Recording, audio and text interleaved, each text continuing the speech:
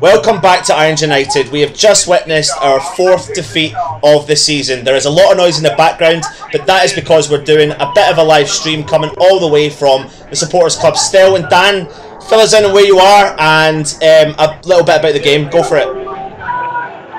We're at the White Post, the interim Supporters Club.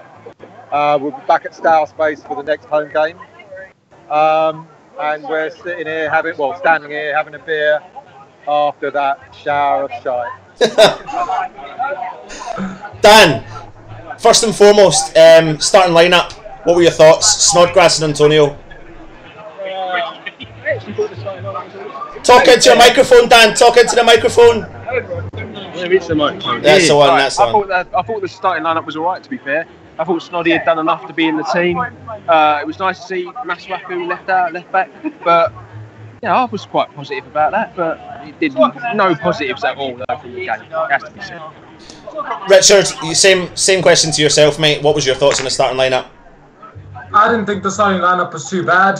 Personally, I would have liked to maybe see Yarmolenko start, but with the team we put out, we definitely should have been able to do more. And the performance was just shambolic, really. And I feel sorry for the fans that had to watch that game because it was just so typical West Ham the way we played. And to concede the way we did was just awful. And it's hard to take any positives from the game, really. When players can't control a ball from 5 yards and can't pass, how can you take any positives from the game? Absolutely. Moving over to yourself, Stel.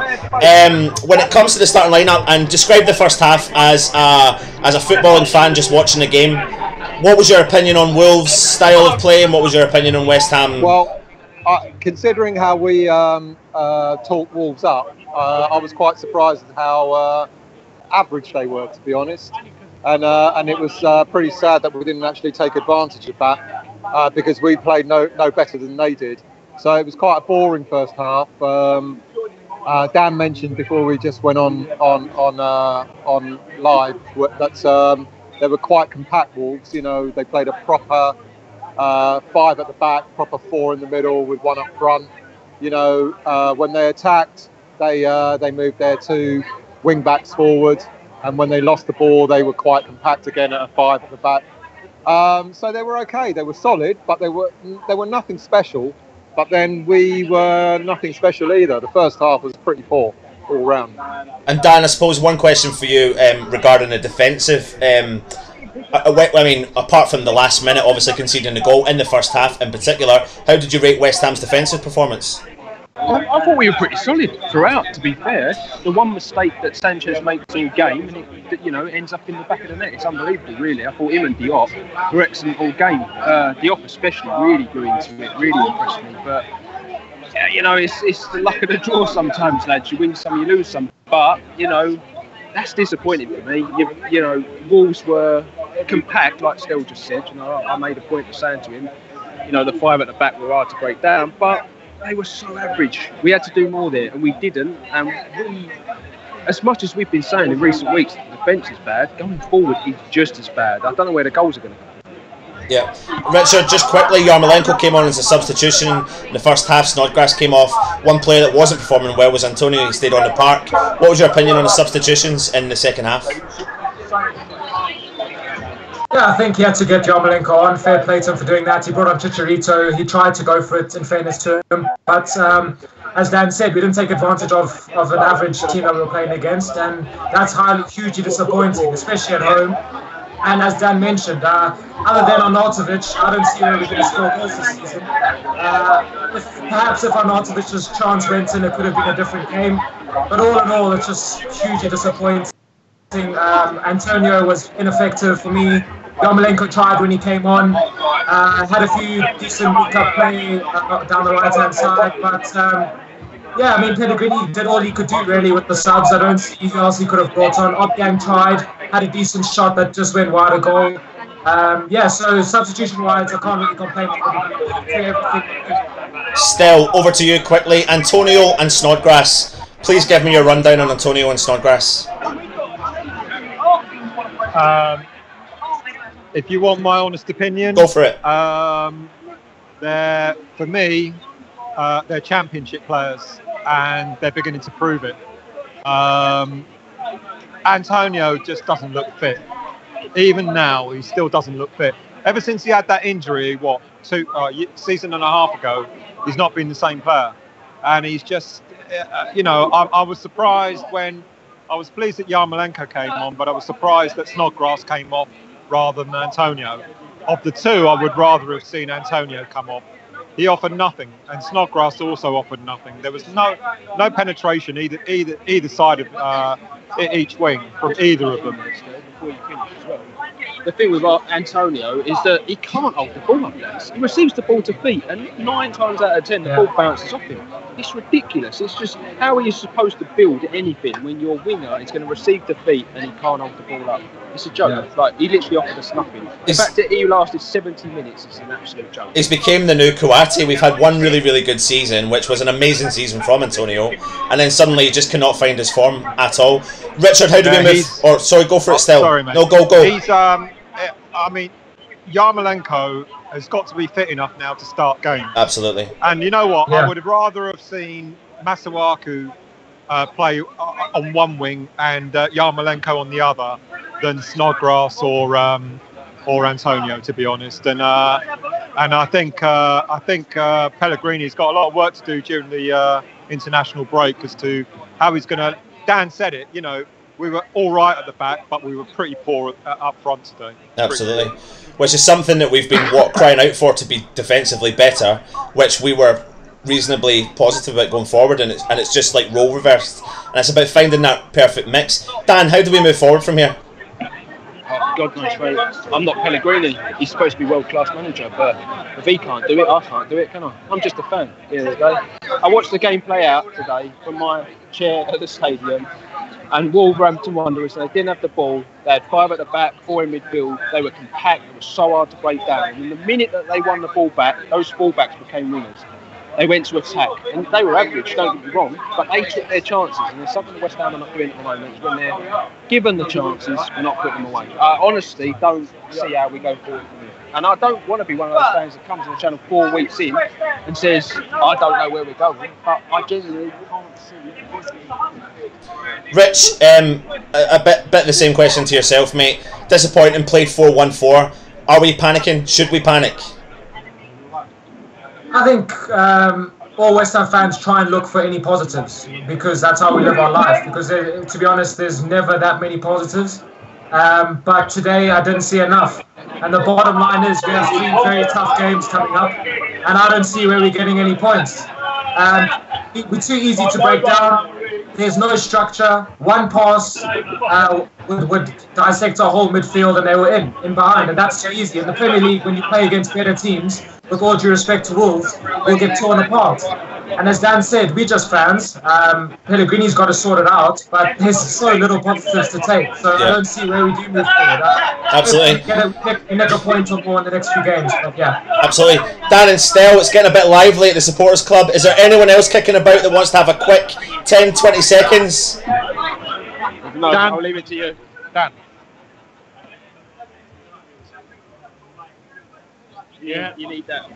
Dan, how you doing, mate? You okay? Give us your quick. You're at the Supporters Club. Give us a quick rundown on the game, please, Dan. Quick rundown. Summed up in one word: laziness. Yeah. No one making space. No one helping each other out. No one laying each other off. People looking at the ball go and just doing nothing. Yeah. Running at the last minute. There was even West Ham losing the ball, not chasing it. Yeah. It's just lazy. Are you panicking yet, Dan? I'm not panicking, but I've got to be honest. I work 5 days a week, have 2 days off at the weekend, and I feel like I'm wasting a day. Yeah. Every time I come to a game in a minute, I'll still do it because I'm a West Ham fan and I'm a bit of a mug, to be honest. So I'll still be here, but yeah. You know what I mean? When's it going to change? It doesn't feel like, all right, we've spent the money, but it don't feel like we've changed even from the days of bringing in old players like Wrighty and Lundberg. Nothing has changed. Yeah, no, it's not, mate. Nothing has changed. Some comments. You could spend £100 million and bring in a few players, but you can't finish. Yeah. The striker? Yeah. We've scored, what are we now? In Premiership games, we're like 3 games in, and 4 games in, and we've scored 1 goal from open play. Yeah. Several times during the game today, what all we all noticed as fans was the ball was crossed in several times, but not a single player was in the box to put anything on the end of it. And the team selection, I don't think it's great. I mean, if you looked at Wimbledon, even the likes of Snodgrass and Chicharito looked terrible against Wimbledon. Yeah. So why are they playing today in the Premiership, mate? Yeah. Massively disappointing. Dan, what's your thoughts on the supporters club, mate? Let all the fans know what your thoughts are. What are my thoughts on the supporters club? Yeah. I like it. I mean, obviously I prefer, at the moment, we're at White Post, so for a couple, I'll be glad to go back to Sarah. Yeah. And that's next. It's all about the beer. It's the only thing that keeps you coming. It keeps it sane. A lot of the time, football is just getting in the way of a good day out in the lane. Yeah. Absolutely. We're going to go back there and get a few more. Dan, thanks very much for coming on, mate. Is there anyone else kicking about still? Pete. Pete. Pete, come and have a mono. I'm not moaning. Stick that in your ear hole. Hang on. Make sure the mic's close to him, Stel. Yeah, Stel, put the mic. How you doing, Pete? You okay, mate? Give us your quick opinion on the game and moving forward. What do we need to do as West Ham fans and West Ham as a team? Completely gobsmacked today.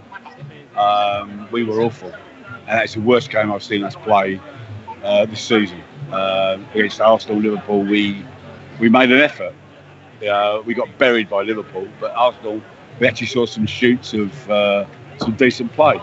Anderson actually looked like he could play football. Today, he was nowhere, and we had no communication whatsoever. People just weren't thinking on their feet, and we got caught with the ball by a team that really we shouldn't really be troubled by. No, I'd say, I mean, apart from what I've just said, I am actually lost for words. I can't put it into words what I feel. I'm angry. Is it same old West Ham for you, Pete? Yeah, it is. And we spent £100 million, and we've still got the same attitude. It's like Bilic is still in the building, and I like Snowden. I had no problem with the guy, but we spent £100 million, and we're no better off. You know, we're actually bottom. We weren't bottom. We wasn't bottom before, but we're now looking at not getting any points. Same question to you, Pete. Then are you panicking yet? Are you in panic mode? Well, it doesn't matter whether I panic. It's the fact is that we're facing the same situation that we had last year, having spent a lot of money, so we've got no outlet, and I don't know what to say. You know, we turn up week in, week out. We get accused of not supporting the team. You know, we try our best and we get nothing back.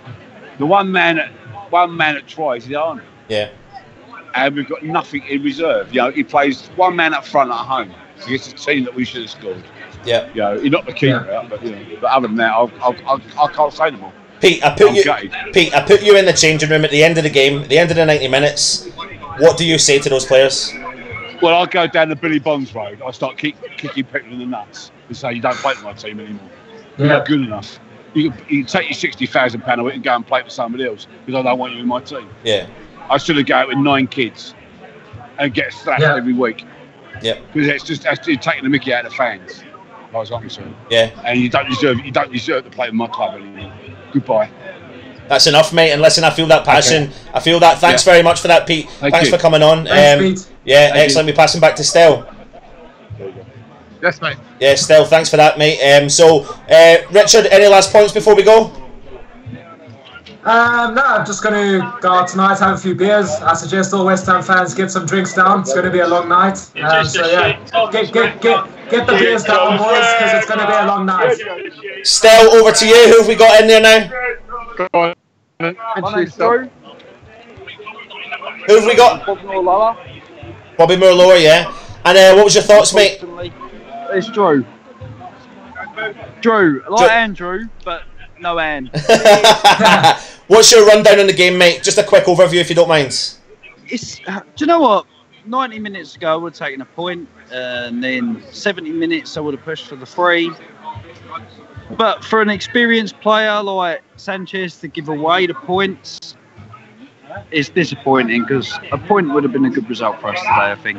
I think a clean sheet and a point was something to build on, but instead we come away with nothing. Again, and we're going into a difficult run now.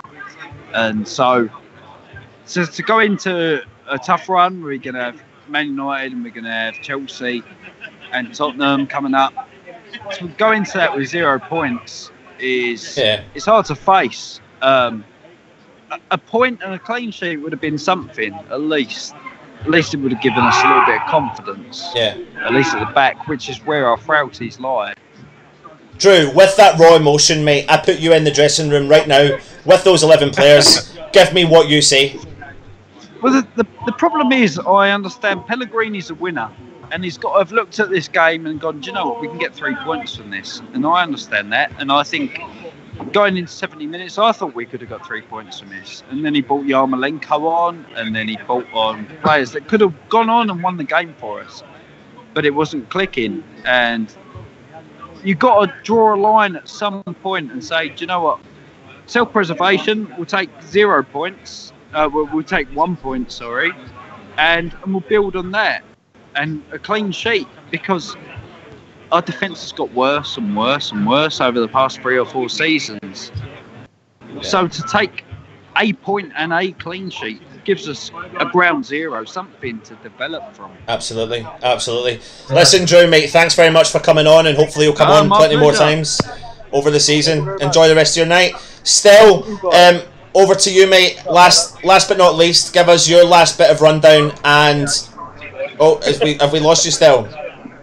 I'm here. Just give us your last bit of rundown, and also maybe do a little bit of plugging on the supporters club, and then we'll call it quits on the review tonight. Yeah, well, thankfully we've got the international break. Pellegrini can maybe look at what's been happening in the first 4 games, and maybe try and make some positive changes. I think as far as the team's concerned, he's got to make some brave decisions, mate. He's got to make some really brave decisions, and he's got to start dropping some players that he thinks are able to produce, and start maybe bringing in.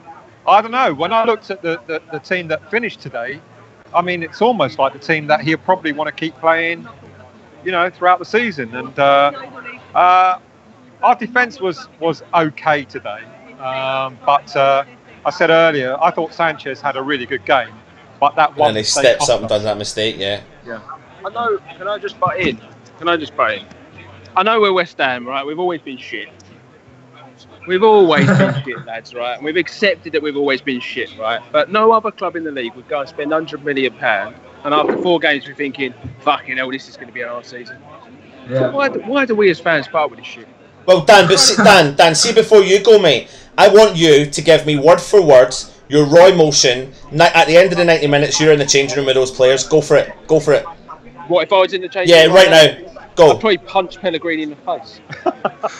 Like, genuinely, mate, I was saying to Still when I come back here to the sports club, I'm not one. I know I'm quite an emotional guy in the chat and stuff. After the game, especially, but I scream from where I sit, and I'm 6 rows behind the dugout. Pellegrini turned around and looked at us. Trust me, he fucking heard what I said.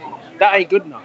That's bullshit. You can't spend £100 million, have a world-class manager put in place, and defend the way we did. I know it was Sanchez's one and only mistake, but they were average in the first half. You've got to make more chances. It's not good enough. You've got to be better than that. We're the only team in the league with 0 points after 4 games, 4 losses, 4 fucking 4. A -8 fucking goal difference. It's a joke. It's What does Pellegrini say to the players, Dan? Nothing. He's Chilean. He doesn't speak very good English. This is not the trouble, mate. You need an English manager in charge. If you could speak to the players, what would you say? I'd be like, what the fuck was that? Where's the passion? Where's the desire? Where's the love for the club? Where's the love for the shirt? Clarity Blue runs through my veins. That's the difference. If I was in charge, you would get that sort of performance, because I'd be telling them how important it is to love the club. Not just love the shirt and love the money. There's more to it for us as fans than there is as managers. Absolutely. Right, guys, I suppose we've given you everything we can give you tonight. Stell, Dan, thanks very much for coming on all the way from the supporters club. Next week we'll be back at the Stour place. Is that right, Stell? The next home game. Next home game, sorry, yeah. Back to the original settings of the supporters club. Make sure you follow them. Follow all of us on our social media. Get subscribing to our channel. Subscribe to Dan's channel. All the links will be in below. He's been Richard. He's been Dan. He's been Stell. I've been Anton. Come on, you Irons. Stay positive. Let's get pissed.